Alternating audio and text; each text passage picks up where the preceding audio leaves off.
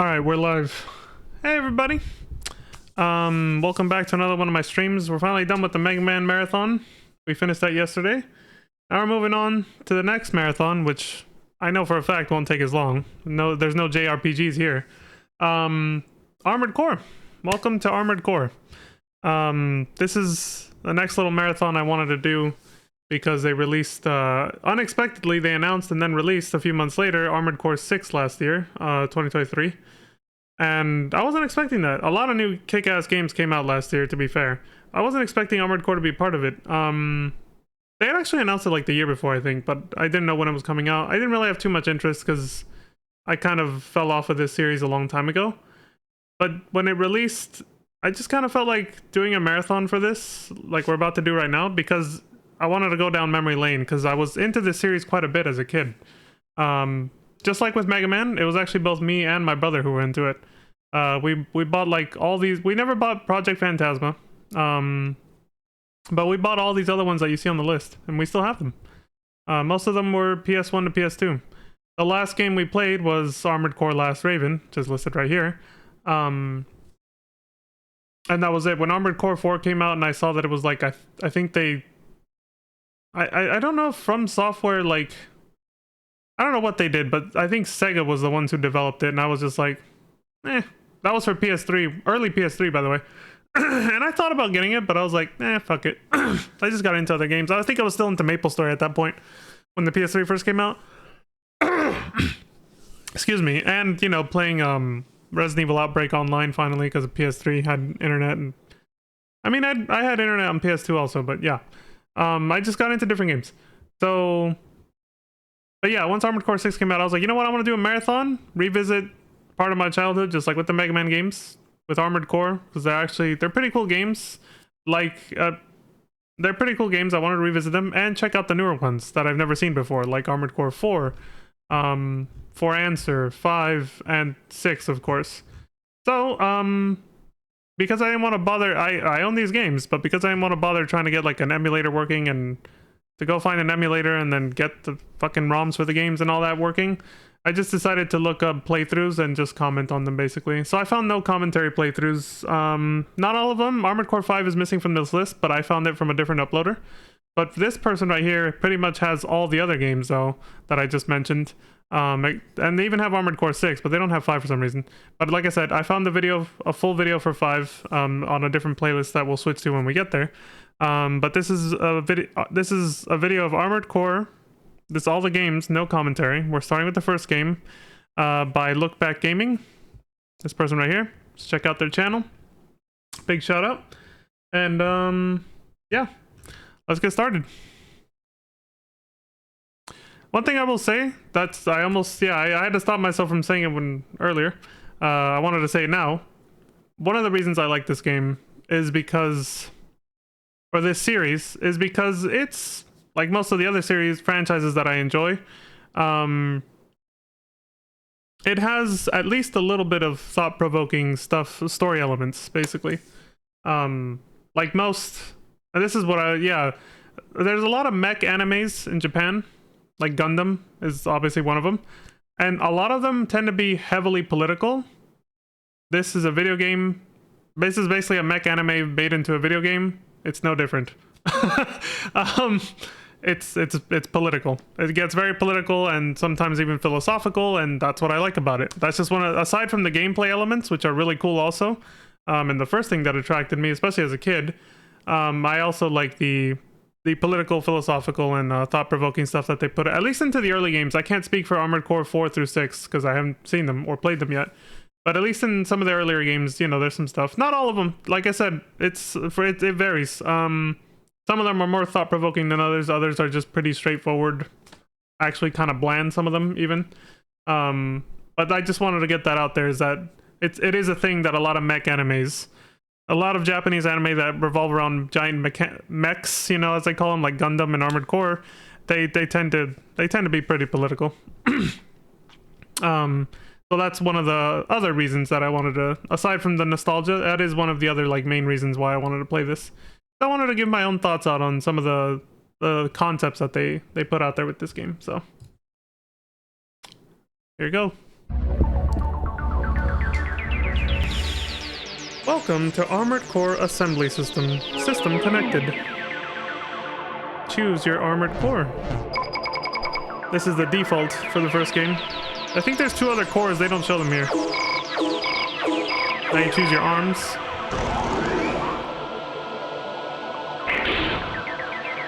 By the way, fair warning, the voice, I've spent the last like hour and a half trying to find a way around this. There's no way, except putting a limiter on my desktop audio. The voices, when they talk on the radio in this game, are loud as shit. So I put a limiter to make sure it doesn't get past a certain threshold and blow out your eardrums. But you will notice that they are louder than the sound effects in the music, unfortunately. So it's gonna sound unbalanced, but that either has to do with the way the person who we're watching recorded it, or the game itself. This is a PS1 game, so...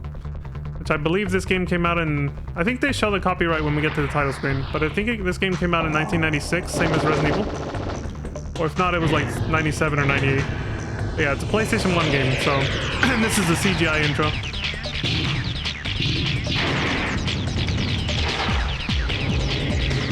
There's some bangers in this series. That's something else I forgot to say that makes this series good.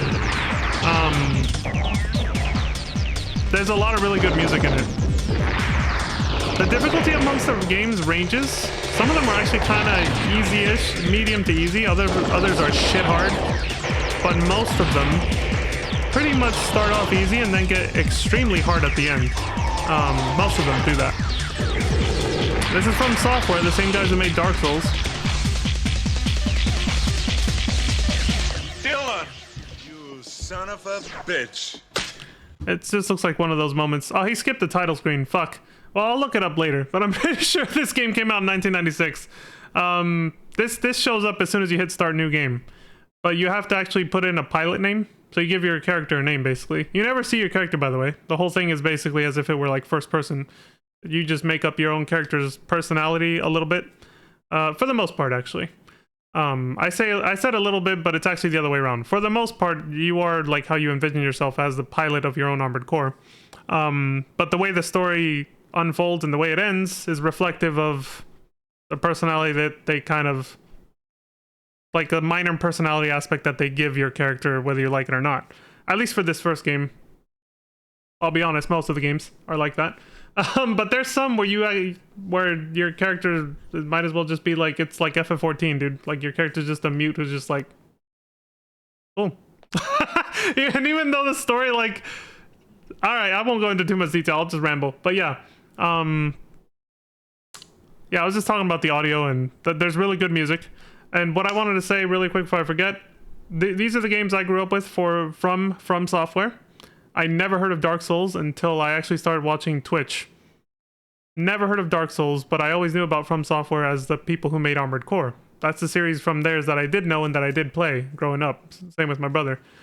But yeah, Dark Souls, never heard of it till Twitch was a thing and YouTube, and then I started seeing like YouTube videos of it and I was like, what is this shit hard game? And then I saw the developer name was From Software. And I was like, wait, those are the guys who do Armored Core. They do this game? And I had no idea how popular Dark Souls was. But this game's difficulty does not compare to Dark Souls. It's not that bad, actually. Which is probably why I stuck with the series. Like, I shy away from games that are super hard. I know, looking at Dark Souls, I would never have enjoyed playing that as a kid, and I still wouldn't enjoy it now. This shit is too hard. That is not my kind of thing. It was like, you know, you need lightning fast reflexes, action game like that. Like, it's no. Like, I don't even play Devil May Cry for the same reason. Even though I actually like the aesthetic and the characters seem kind of cool for that, and I kind of want to check it out, but I know it's that most of the games are hella hard, so I don't touch it. I might watch it though, like this. I might do that. But no promises right now. But yeah. So yeah, I never knew about Dark Souls, but always knew about this game. That's how I knew From Software. I had no idea about, yeah.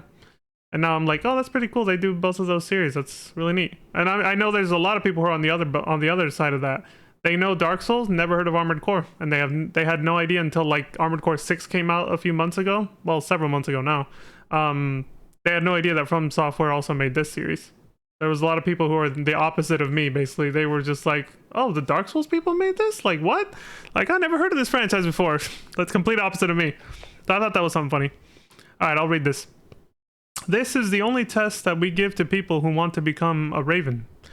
You must battle against the opponent AC, Armored Core, and survive. If you survive, you will be considered a Raven. That's all. Good luck. Don't worry, I don't need to give too much exposition on the story. It does it on its own. You'll see.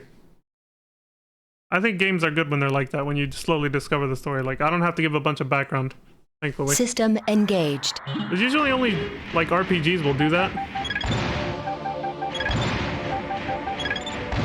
Nostalgia. Usually only RPGs will do that shit where they, like, actually tell you. Like, usually arcadey action shooters like this, or just action games in general, like, you have to read especially back then, you would have to read, like, the instruction manual or do, like, a deep dive on the lore. This game actually does a good job of, like, it's actually story-driven. Surprise, surprise.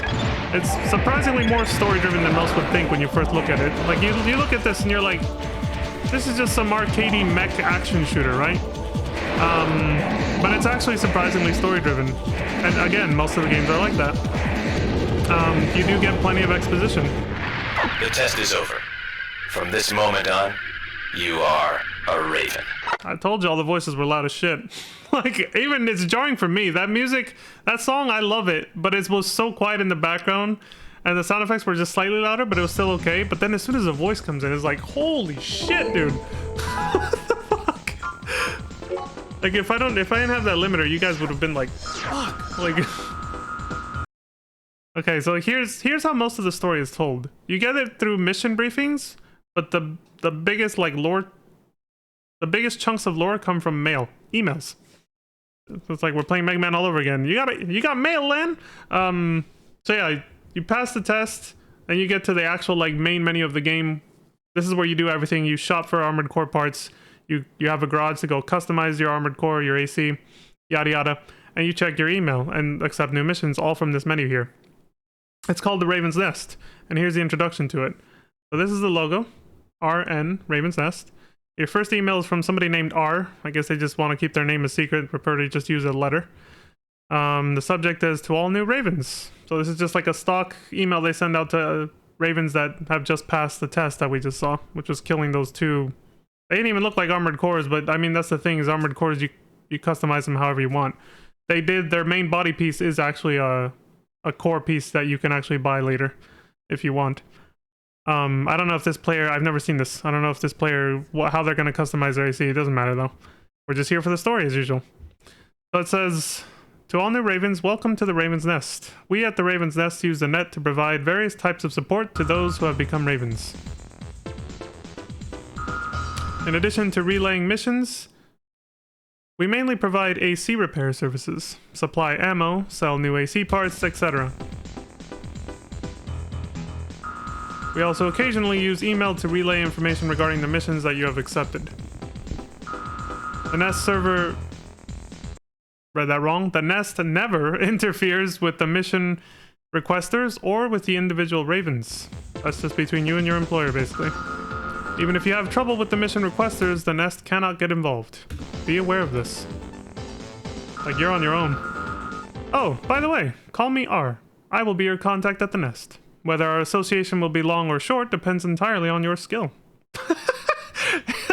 That's, you know, I never really read, I did, like, as a kid, I just kind of like, okay, yeah, like, but now I really get what he's saying is, like, if you get yourself killed, well, then we won't know each other for very long, is what he's saying. The life of a mercenary. I'll be in touch. He always ends his letters like that. I'll be in touch, so keep that in mind. But, now I can give a little bit extra. A little bit, now that that's been established, to be more specific about what a Raven or the Raven's Nest is, they're a group of mercenaries, essentially. What we're diving into here is a futuristic, pretty much dystopian... Yeah, it's a dystopian futuristic depiction of hyper-capitalism. This is why when we played Grand Theft Auto 5... Well, when we played all the Grand Theft Auto games, at one point I mentioned Armored Core. That was actually I had already known about Armored Core 6 being in development at that time when I did the Grand Theft Auto Marathon. And so it was on my mind a little bit. And I brought it up because I said, aside from GTA, the only other series that I knew of, or that I grew up with, or that I have played and have experience with, that kind of gives commentary on what capitalism would be like without any regulations or laws to stop it or slow it down, It would be this. You're a legalized mercenary. The Raven's Nest is basically like what R just said. It's basically just a network of mercenaries who are there for hire for corporations who want to fight each other for supremacy. For obviously what capitalism incentivizes maximizing profits. When you're in the same industry as somebody else, the best way to maximize profits is to eliminate your competition. Literally. So they will hire ravens or use their own soldiers and equipment, a combination of the two usually, to fight each other, to try and eliminate each other, the competition, so they can have a monopoly on whatever it is they're trying to sell, basically. So this is a world where corporations are at war with each other constantly, just like they are in real life, except in this world, not only is it in the future with big robots and all that futuristic technology, there's no laws against murder, essentially, or at least not between corporations trying to kill each other and undermine each other and steal each other's money and resources and yada yada. That's what they're doing. The only reason this doesn't happen in real life is because we have laws and regulations against it. You take those away and you end up with this. That's this game's story in a nutshell. So yeah, ravens are mercenaries.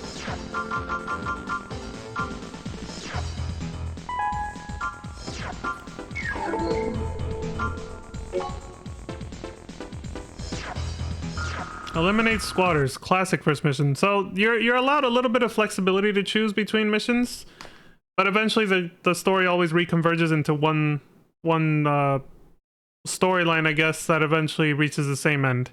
With the first game in particular, there are two sub endings, I like to call them. This game, I looked ahead at the frames just to see which ending it takes. It takes the one that I like. But what I mean by sub endings is there's two paths that lead to a different cutscene just before the final, like, 2 or 3 missions, but the final 2 or 3 missions are always the same, and the actual ending of the game is always the same. Yeah, that's still always the same. The sub-ending is just what can happen before that, but it never affects the actual true ending of the game, which you always get. There's no, like, you don't have to do anything to unlock it, you always get this ending. But before that, there's like a sub-ending, what I like to call it. Depending on something I'll explain a little later because it's spoilery. So, but yeah, for most of the game, you'll get a list of missions and you can choose which one you want to take. You can always choose the one that gives you the most money, or if you have experience with the game, choose missions that won't get you killed or that you have more experience with. You find them a little easier. Yada yada. There's flexibility. It's up to you. Some missions don't even offer money as reward. Some will offer you parts. Or the money that they reward you will be dependent on how you perform in the mission. For those, instead of showing you, like, right there where it says upon success, it'll just be blank. And then when you read the mission briefing, it'll say, like, we'll reward you parts or money based on this or that. So there's different things like that too. But yeah, for the most part, you're just a mercenary called a Raven, and you take on jobs, just like in Grand Theft Auto, especially Grand Theft Auto 3 in particular. Yeah, the character has a motivation, seeking revenge and all that. But along the way, he knows he has to make money, so he takes jobs like a mercenary from whoever the hell will hire him for the first, like, half of the game till he has enough money to go after the person that betrayed them, right? So in this case, it's the same as Grand Theft Auto 3. You just take jobs from random dudes, corporations or whatever. In this case, it's the Zam City Guard hiring you to eliminate squatters. I didn't know what that was as a kid. Now I know it's basically homeless people who have sheltered somewhere they're not allowed to be, basically. And yeah, that's pretty much, yeah, there's a lot of similarities. The difference is, of course, is that this doesn't have raunchy humor like GTA and no hookers and strip clubs, but when it comes to story progression, it's pretty much the same thing. You take random jobs, get paid. Usually involves murder of some kind. You are to eliminate a group of illegal squatters at an abandoned factory on the east side of the city. They profess to be radicals opposed to area redevelopment. By the way, there is voice acting, as you saw. There is voice acting in-game. In the later games, the PS2 games, and after that, the mission briefings will be voiced as well. But for the PS1 games, there's no voice acting for the mission briefings that we're reading right now, so I have to read that for now. However, the planners have already reached an agreement with the citizens in question. So these are merely outlaws who want an excuse to run amok. Huh, I didn't remember that. About this mission. They profess to be radicals opposed to area redevelopment, but planners have already reached an agreement with the citizens, so these guys are just... Oh, okay, so they're labeling these guys as just, like, assholes. Okay. but they are still citizens, so from the standpoint of the guard, we cannot use force. If they are left as is, there is a risk of affecting the progress of the plan. So, they're bound by law or by their own, or whoever hires the guard. They cannot attack citizens. They can't use force. How do they get around it? They hire a raven. There you go, easy. We can't use force. You can. You can even kill them if you want. We're gonna pay you money to do that because we can't do it ourselves. There is no need for restraint. See, they're already telling you right now, you can go ahead and fucking kill them. There is no need for restraint. We want you to firmly teach them the rules of society. You bastard! You son of a bitch! There it is. If murder was legal, and if it was legal to hire hitmen to do it for you, this is the world we'd have. Theater of Operations, Old Factory, East Am City. That's where it's going to take place. Enemy forces, worker MTs, and MTs. Not every mission will tell you what you're going to face. Some of them, it's like, who knows? Especially as the game gets harder as it goes on. Conditions for success, eliminate illegal squatters. You know, kill them all, basically. Most missions at the beginning are just straightforward like that. Later ones get a little bit more complex, but the game never turns into like a puzzle game, so you usually don't have to worry about it. So there you get accept this contract and then launch sortie. You get 2 dialogue windows. What you can do is you can accept the mission, then you're locked in. You can't pick another one if you do that, but you can then back out instead of launching right away and go customize your AC if you want. That's why there's 2 dialogue windows. Like one to accept, another one to actually start. So you can be like, do you want to accept this? You can be like, yes. Do you want to launch? You're like, no, hold on. Let me go change something in my AC. You can do that too. I usually just prefer to customize my AC before even accepting a contract because then you're locked in and maybe you might realize, holy shit, I don't have the parts for this mission. I'm going to get killed, but I already accepted the contract like an idiot and I saved my file when I accepted it. Oops. I mean, I sucked at this game as a kid, so I'm not surprised that that happened to me a few times, but I'm just letting you guys know, yeah. System engaged. I sucked at it, but I still found it really fun. The gameplay was really fun. And then, as an adult, when I revisited the games later in life, I liked it more for the story and the political commentary, which is what we're seeing right now. I told you guys this would have political commentary, and there it was, right at the beginning, first mission. Teach these squatters the rules of society. Kill them.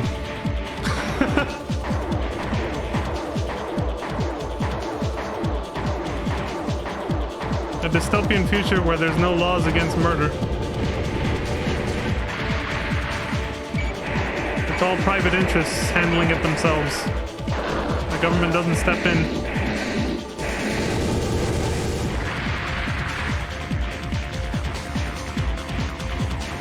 For the most part, anyway.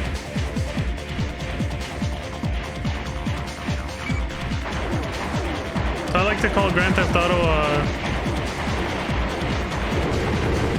unregulated capitalism simulator. This is the same thing. What would capitalism be like if it was not regulated? This.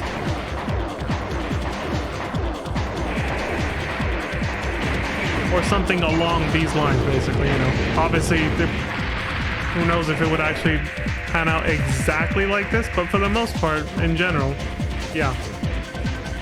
What I mean by exactly this, I mean, are there going to be mechs and people like ravens and all that? Well, you know, that's just, you know, that's how the game developer imagined it. I'm not saying the details will be exactly the same, but for the most part, yeah, this is what people would do. Target achieved. Corporations would definitely be trying to assassinate each other and destroy each other to monopolize resources and, you know, income, basically. There's no doubt about it. Like I said, they already do it now. They just have to find sneakier ways to do it so they can get around laws and try not to get caught doing shady shit. But they still try, even in today's world. So here's another one. What was he went into this one really quick. Eliminate strikers. This was the other option we had. Two more options came out. You can't do all the missions on your first playthrough. Some will disappear if you don't take them right away. When you fail a mission, by the way, most of the game and near the beginning especially, you don't get a game over for most missions. You just lose money for AC repairs and go back to base, but time continues to move forward. The same mission you attempted may still be available. It may not. It may disappear. Some missions, regardless of whether you succeed or fail, will cause other missions that were listed to disappear. Like there's some missions that are just time sensitive. Some missions, if you fail them, like I just said, may still be there, may not be there when you try again, for you to try again. But yeah, then later in the game, as you start taking like higher risk missions and harder missions, obviously, some of them can actually cause you to get a game over. You can die. You can actually die. But for most of the missions, you just go back to base. It depends on the nature of what's happening. But for most missions, you just go back to base and lose a bunch of money on repairs and ammo. Mostly losing money because you failed, so you didn't get a reward. So you just lose. You just have to pay for your AC repairs and everything out of pocket. Eliminate strikers requested by Chrome. They're willing to pay 13,000 credits. Workers in the Avalon Valley development area demonstrating for better working conditions. Okay, so they're basically a union. Unionizing. And they're on strike or something. Protesting. I've taken over the Doan Bridge. They have erected a barricade on the bridge and completely halted traffic. There's no sign of their giving in to the guards. They persist in demanding to see the headquarters. We told them that we have no time to deal with such trifling matters, but they don't seem to understand. Anyway, we can't leave this as is. In a drawn-out battle, collateral damage would become a problem. So forcibly eliminate them now. Several worker MTs. I forgot what MT stands for. They're obviously different from ACs, Armored Cores. But I can't remember what it stands for. Mobile something. Anyway, several worker MTs are on the bridge, but this should be no problem at all for you Ravens. Our armored division is also deployed. Should be an easy job, so go to it. And then here's the summary. I won't read the summary every time. Mostly just a briefing dialogue. Yeah, here we go. First, we killed some homeless people, taking over an abandoned factory for the city guard because they couldn't get their own hands dirty because of the rules they live by, being employed that engaged. way. Whoever employs them was like, you're not allowed to do that. Weapon obtained. Oh, I forgot about this. Most of the Armored Core games have this. You can find hidden AC parts in certain missions. I forgot about that. That was cool that this guy just jumped backwards and went yoink. But yeah, I was saying, yeah, now we're gonna go kill unionized workers protesting. And Chrome is actually, well, I think after this mission we get a better introduction into them. But they're, unlike the city guard, they're more of a main character because it's actually one of the bigger corporations that hires you for a lot of missions. Strafe, strafe, strafe.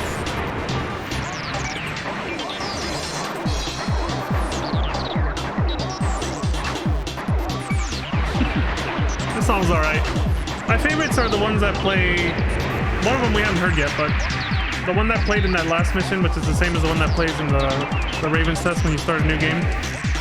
That one and one other one is really good, but there's also a few, like, my favorites, I mean, there's like two that are just like top tier for me from this game. The rest of them though, even though they're not like at the same level for me, I still like them. They're still okay, you know, they're not bad.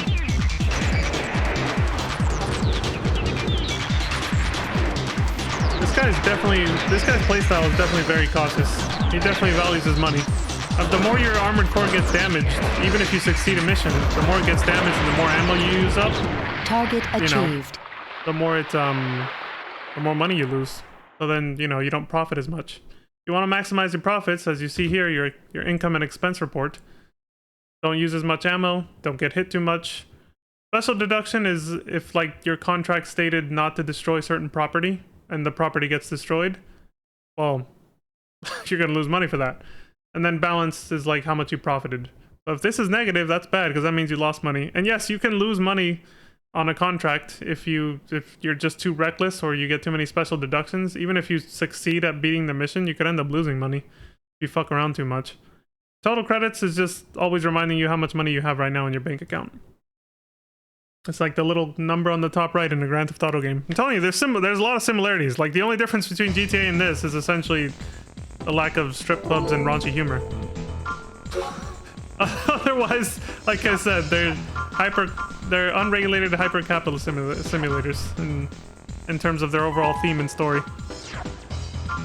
And that's just one of the reasons why I like them both. One of the reasons why I like both franchises. The other, of course, like I said before, being the gameplay. Grand Theft Auto is very dumb fun. This, dumb fun in a bit of a different way. It's really cool. It's really, you know, the concept of customizing your own giant mech, your own Gundam, essentially. Your Armored Core. It's pretty fun. And then being, of course, the freelance mercenary, the cool guy. It's like being a mercenary was in style back then, because this was around the same time Final Fantasy VII came out, and at the beginning of the game, you're playing as Cloud for the whole game, but at the beginning, he's literally a mercenary. It's like, it was the cool thing in Japan, I guess, to be a mercenary. Bart's from Final Fantasy V, which is years before. That was the Super Nintendo era. He's literally a free-roaming, like, he's literally a freelance mercenary who just, like, explores the world. Like, it was definitely a big novelty in the culture of the time to be this, like, freelance. It was like, that was like being the Giga Chad job, is the cool guy who just takes on missions from whoever pays him, and he's some really badass warrior in some way. This is no different. This is just that concept, but in a mech, in a giant mech, which is awesome. I still love mechs. That's why we're here. That's why I had enough interest to actually do this marathon and revisit this series that I haven't played in forever. Which one's he gonna pick? We got Destroy Unknown MTs for 12,000 credits, Stop Security MTs for 17,000, or Reclaim Oil Facility for 18,000. I recognize these. Destroy Unknown MTs or something. Isaac City Guard says, we just now discovered several unidentified MTs in the sewers. The MTs overwhelmed the guards going to investigate and fled. I don't think they are ordinary citizens. Our reputation will be ruined if we let them go. We'll begin our search of the sewers at once and drive them to you like cattle. You wait there and pound them. Some of the storylines in Armored Core games are more personal than others, by the way. This is... I won't spoil which one this is. But yeah, some of them are very personal. Other ones are like... System more, engaged. I don't know, platonic and sterile. This is the guard. They The order of the enemy is expected. We'll leave the rest up to you.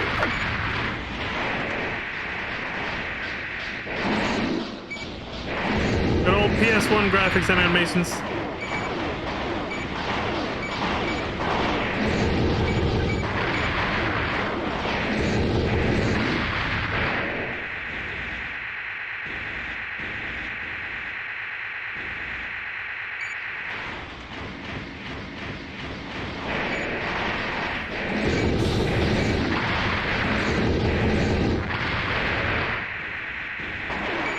It's kind of nice finally being done with, like, well, it's not just Mega Man Battle Network, but in general just taking a nice break from JRPGs, which require a lot Target of, like, achieved. a lot of having to read out loud dialogue, which, yeah, like I said, I still have to do that for the mission briefing for the PS1, the first 3 Armored Core games, which are on PS1. But for the most part, the actual missions, you know, being voice acted, it's nice. I can just, like, sit back and watch and take a break from my vocal cords. Or I can now focus my vocal cords on commentary. What I actually want to do is commentate on the games, what I think about them, what I like about them, yada yada. I can focus on that now and give my voice a break from having to actually say every single character's line of dialogue. That's really nice. And I won't spoil it, but after we're done with the Armored Core Marathon, I will be playing another JRPG again, but it will be fully voice acted. So, the more recent game. Very recent, actually. Doesn't take a genius to know. This is January 30th of 2024. We're getting really close to a certain game coming out. It doesn't take a genius to know which one I'm going to be playing. Some people might not guess it, though. Oh shit, what mission did he choose? He goes fast, so... Stop security MTs. Request their Fort Garden Guard. The city security system that we monitor has been destroyed and security MTs from various areas are running amok. The true perpetrator is as yet unknown. All of the guards are trying to control the situation, but the scope of damage is too wide, so we cannot completely handle it. We are asking the Ravens for help. Destroy all of the security MTs in the business district of the city. We have already evacuated the citizens. No need for restraint. So they're presumably automated. So at least your conscience will be clear for this one. As if that was ever really a problem when you signed up to be a mercenary. Essentially a murderer for hire. System engaged.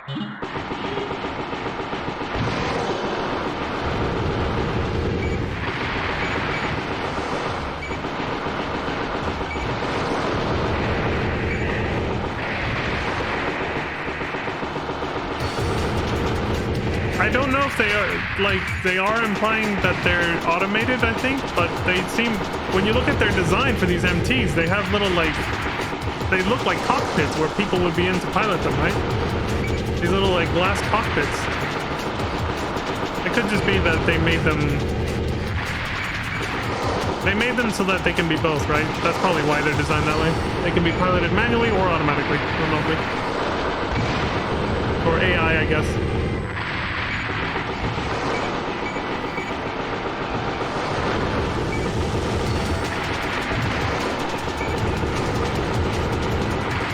I'm so sad the music is so quiet compared to the sound effects. This is another banger song, man. We can hardly fucking hear it.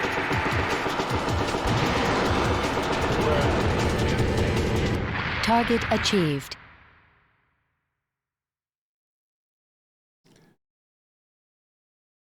By the way, when we do finally get voice acting for the mission briefings, which starts in Armored Core 2 for the PS2, the voice actors actually go in. They're actually pretty good. Like, they really get into character, and all the different people that can, like, and corporations that can hire you have their own different voice actor to differentiate them. So you know, oh, we're working for this person. That's right.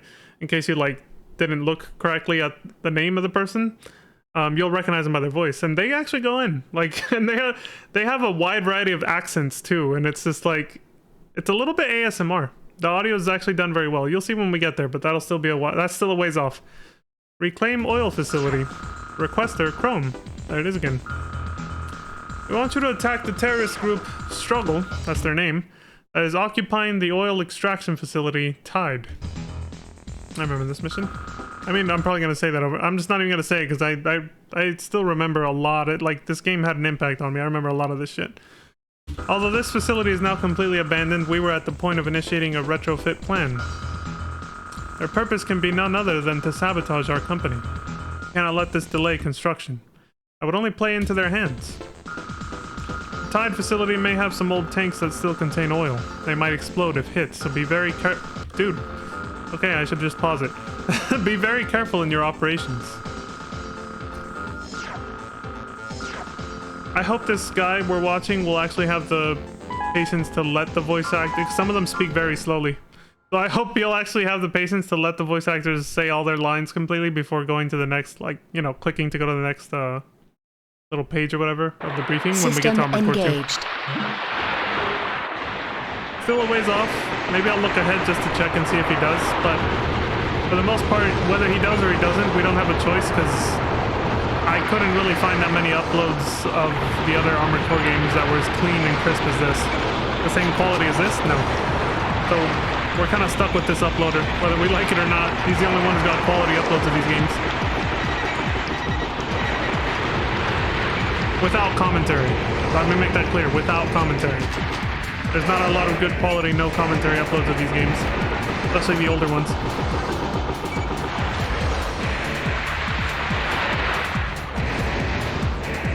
It honestly makes me want to start like a no commentary YouTube channel.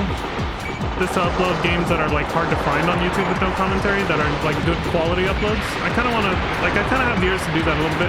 But it's also a lot of fucking work on top of like... That's a lot of work on top of my normal like YouTube and Twitch channel, so... If I ever do that, it's a long way off. I got different priorities right now. But maybe, you never know.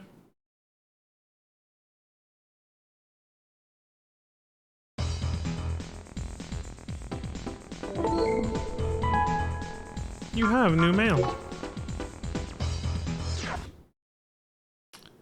He didn't even read the one for the reclaiming the facility. This is the newest one though. The terrorist group Struggle. Our contact at the Raven's Nest. regarding Struggle. He says, despite the small scale of its activities, the armed group Struggle, sworn to fight against Chrome, is famous. We didn't hear that from the mission briefing. Okay, is famous among the militaristic factions for being Pause champ. Well armed, exceeding even imminent storm. I'm guessing that's another terrorist group. In other words, they must have some powerful backing behind them. The only corporation that has the power to resist Chrome is none other than Murakumo Millennium. Yes, the name of that famous sword. For FF14 players, you know what I'm talking about. I think it is actually named after a real life, like, sword or something like that. Some kind of samurai sword. I don't know though.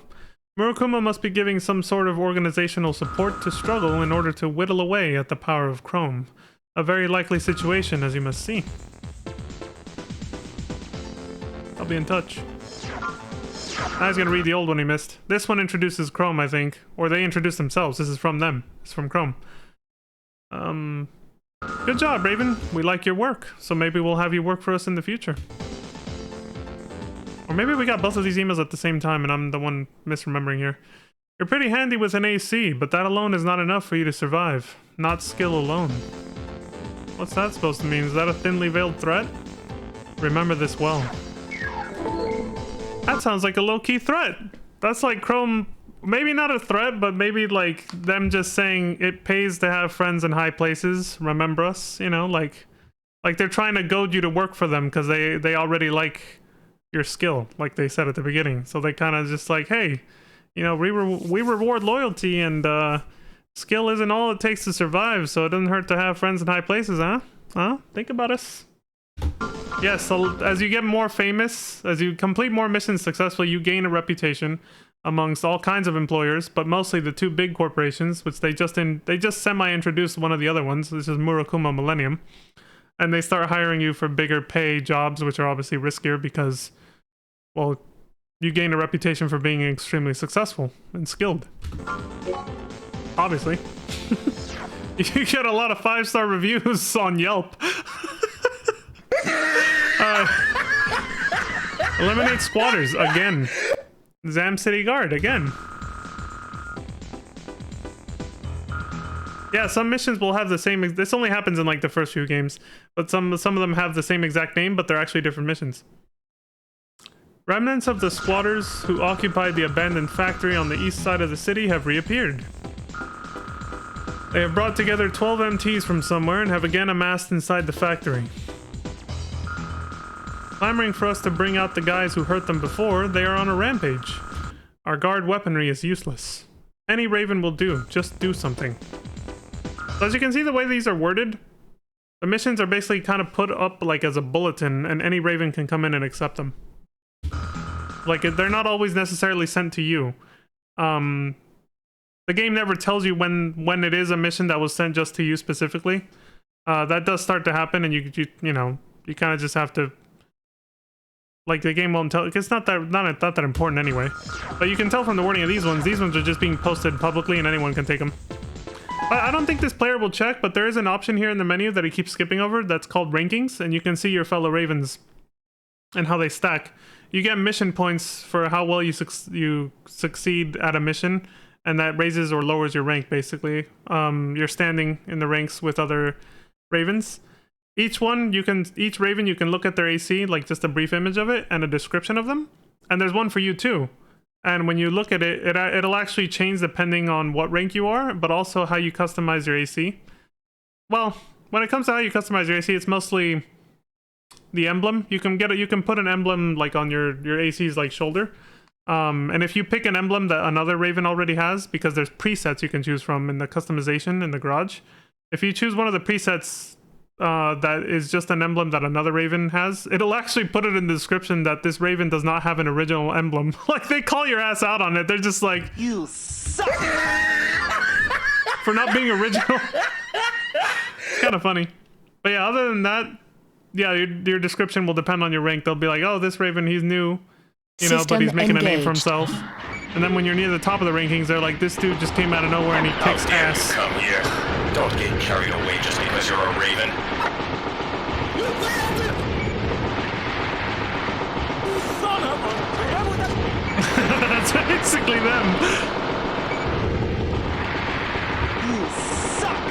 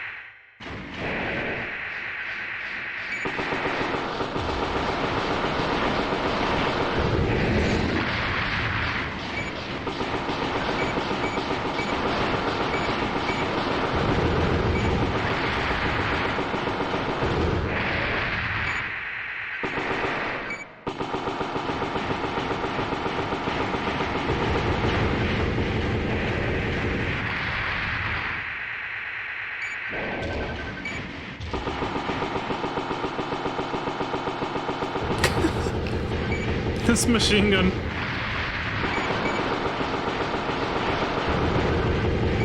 Target achieved.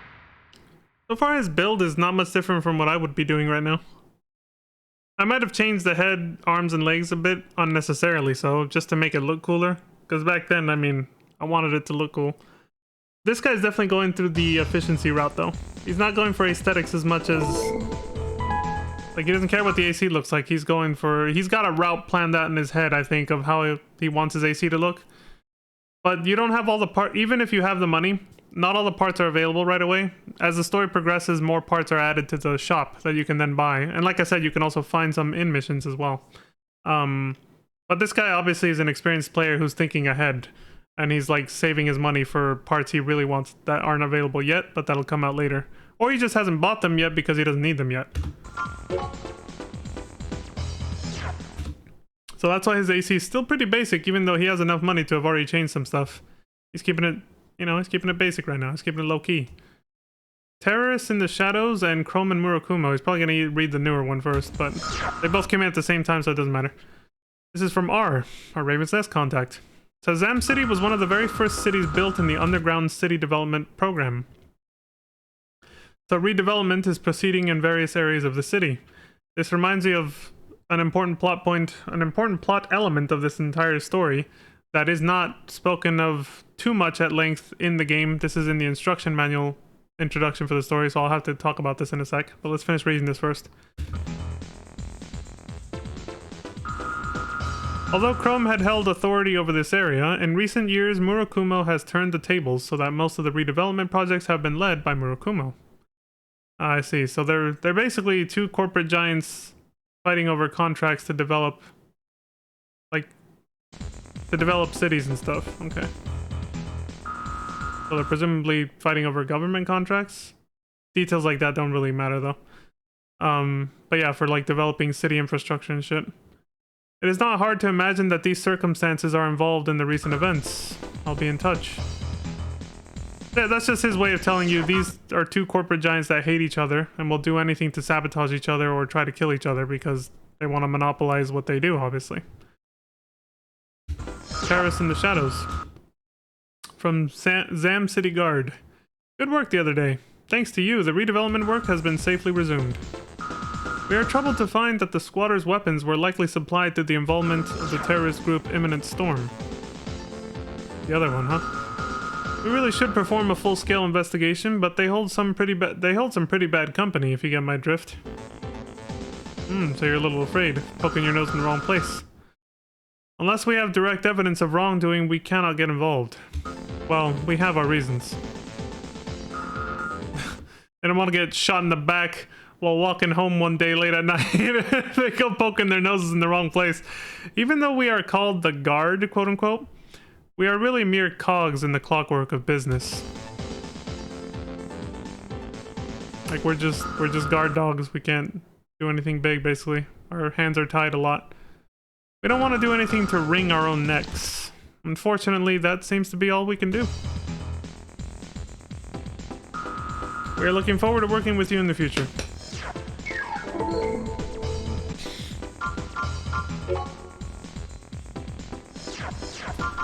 Politics and business, am I right?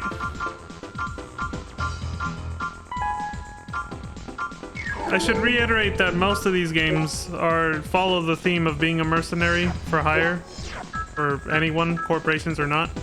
So, like I said, there's a lot of political commentary as well as, you know, I guess it's also, yeah, it's commenting about corporations and how they operate. It's also pretty much political as well. So yeah, it's all political commentary. Business, capitalism, like I just said. But I just remembered what I was going to say about that first email. The redevelopment of underground cities, he said. So, like, they shed a little bit of light on this later, but they never explicitly talk about it. You're expected to read this from the instruction manual. This obviously takes place in the distant future. It's a dystopian future. One of the reasons it's dystopian is not just because of the unregulated capitalism aspect, but rather the fact that the planet has been the surface of the planet has not been completely destroyed, but it was very thoroughly destroyed. So a big chunk of the planet became uninhabitable and just ruined from constant war and senseless violence amongst humans. Humans fighting amongst themselves like we are now, like we have wars all over the place in real life, right? And crime and everything else and yada yada. So the world has been destroyed pretty thoroughly, and it all came to a head in an event called the Great Destruction. Or I think the Great Destruction, as it's called, they will use this phrase later, is the entire war period, I think. I think it refers to the entire war period that eventually led to, well, like it says, the Great Destruction, the destruction of most of the planet. Most of the planet became uninhabitable, so humans had to move underground after that.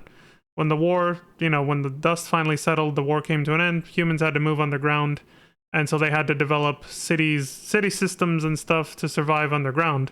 And while we were in one of them, that mission where we had to destroy the security MTs that were running amok or whatever, if you looked up, if you had panned the camera up a little bit more, but maybe you could also see it, there was a ceiling. It was a city, but it had a ceiling, not an open sky. There was no sunlight, there was no stars and moon. It was just the ceiling because that was an underground city. And so Chrome and Murakumo are the two big companies that are helping develop these, or redevelop, as he said, these underground cities, as that's where most people live. There are some surface areas and cities that are habitable, but there's not many.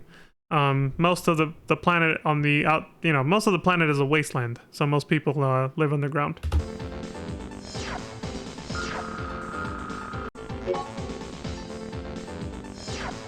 Stop terrorist threat. Isaac City Guard. We have managed to obtain vital information on the terrorist group Imminent Storm. The scum plan to hide inside the city sewers and build their headquarters there. Oh, what is this, Resident Evil? We're going in the sewers? Shit. Imminent Storm has perpetrated many terrorist acts on Isaac City in the past, and the Guard has suffered bitter defeats. We will never let them build their headquarters. You bastard! Basically. Yet we hesitate to act with only our weaponry. This is why we have asked the Ravens for help. Already several guards have gone ahead, but it is too dangerous for them alone. Your operation has two objectives. See, the missions are starting to get more interesting and complicated as you go on. Protect the guard detachment and destroy the terrorist leader. So yeah, you have to be kind of a bodyguard and save these guys. The ones in the blue MTs here. These are the guards. You gotta go save them from getting killed. We will deduct 1,000 credits from your pay for each guard killed. There you go. You want to make money? Save them. Ravens, we are counting on you.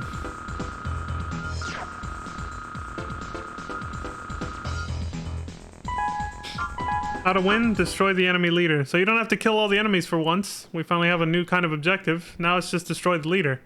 You're still probably going to end up killing most of the enemies because you got to defend the other guys while you find the leader System too. engaged. They gave us a preview image of the map, but when you start a mission, you usually don't get the whole map. Also, you need certain headpieces. He has a default one right now, but you need certain headpieces to actually have a map in the first place. And have it actually...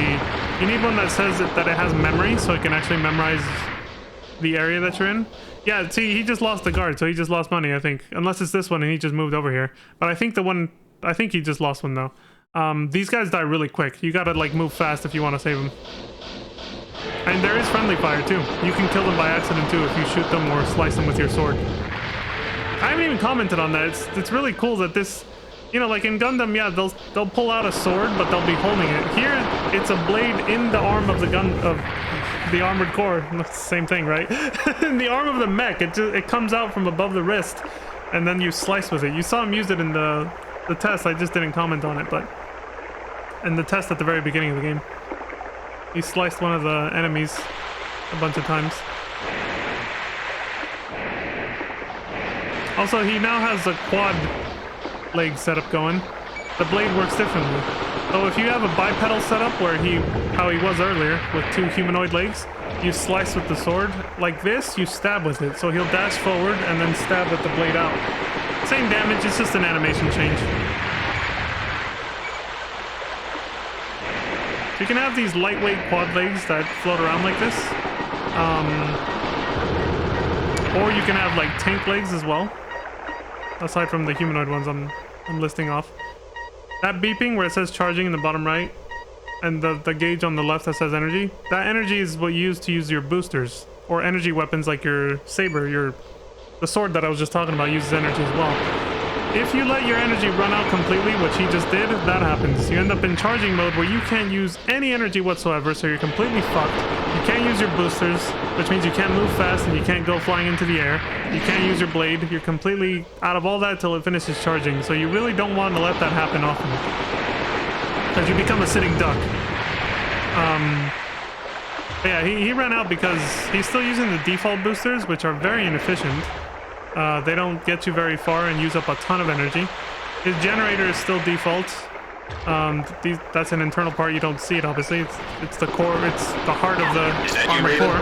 The target is in this sector. We're counting on you. The heart pump of the armored core is its generator. That's what determines how much energy you have available to you. How much energy is used up depends on what you're using it on, like the boosters, Target identified. the sword. They all have different energy outputs. You always want to have a good generator to make sure it can handle any kind of weapon or boosters, like sword or boosters that you have for your setup. This is the leader.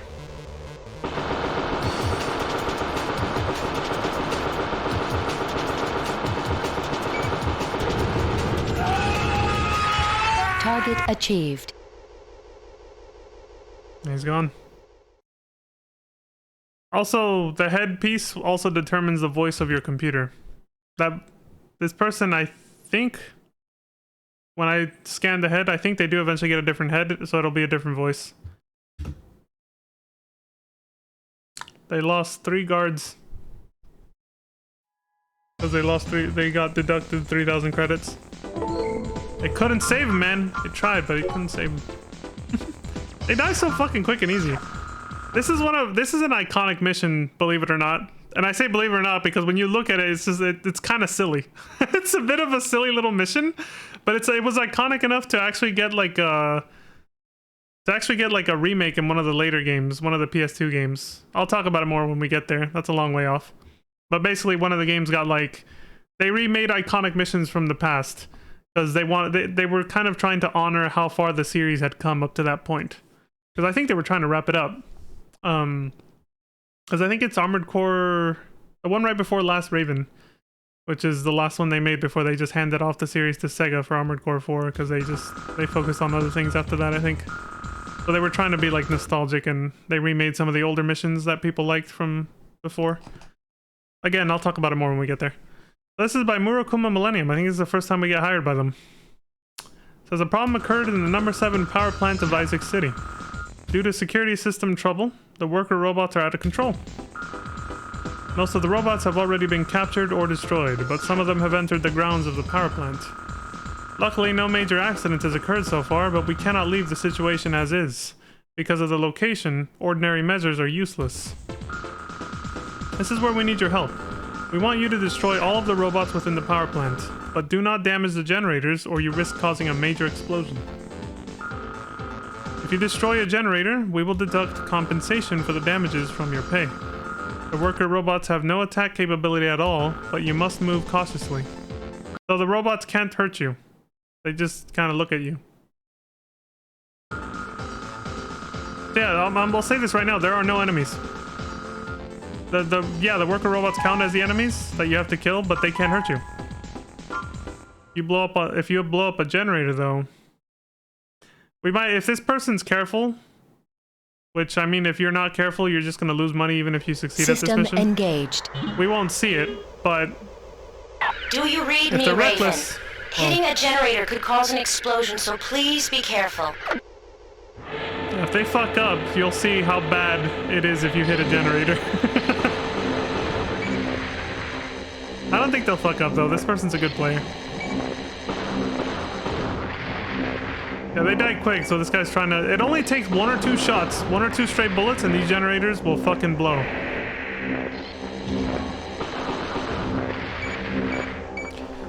So they're probably not gonna fuck up, so I'll just explain it now. If any one of those generators in that room, you see how they had pipes going together? If any one of those blows up, it causes a chain reaction that blows up all of them. That's the part they don't explain to you, is how bad it actually is if you hit a single generator. Not all of them. Some of them are actually in other rooms, are actually far removed from the rest, so that if you blow it up, it won't cause a chain explosion. Most of them are so close together and connected by those pipes that will also explode that, like, the whole fucking room can just light up like a fucking Christmas tree. Like, it'll just blow up. And if you're anywhere in the center of it, you'll just insta-die.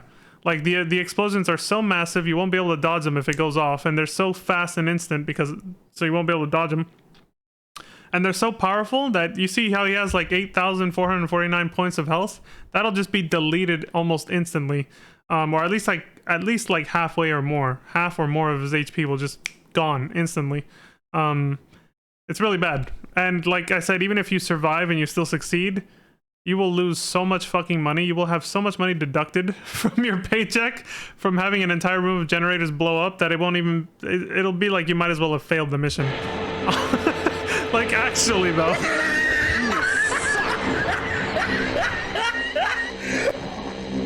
So the remake of this mission actually adds one of my favorite, a remake or remix, like a remake of one of my favorite songs from this game to it that it didn't have originally, because as you can hear right now, it's completely silent.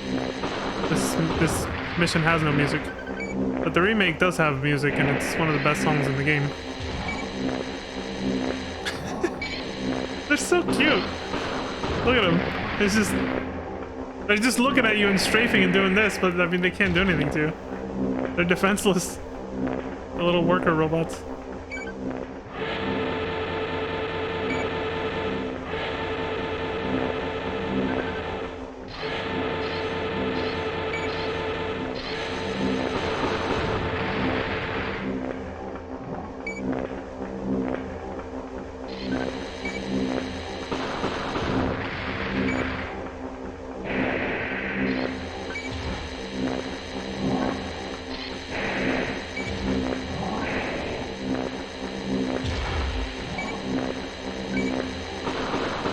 Target achieved. Yeah, he didn't fuck up. I knew he wouldn't too.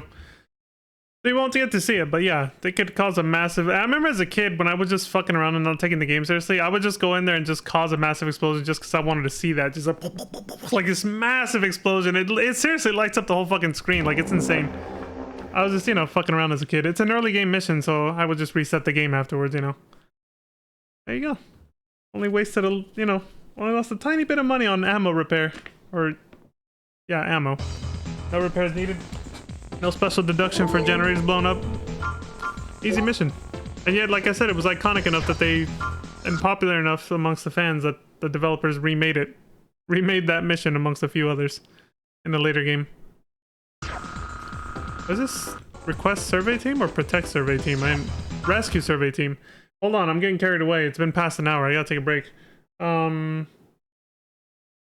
yeah, I'm gonna take a little break and then we'll continue from here. Let me leave the mission highlighted so I know what it is.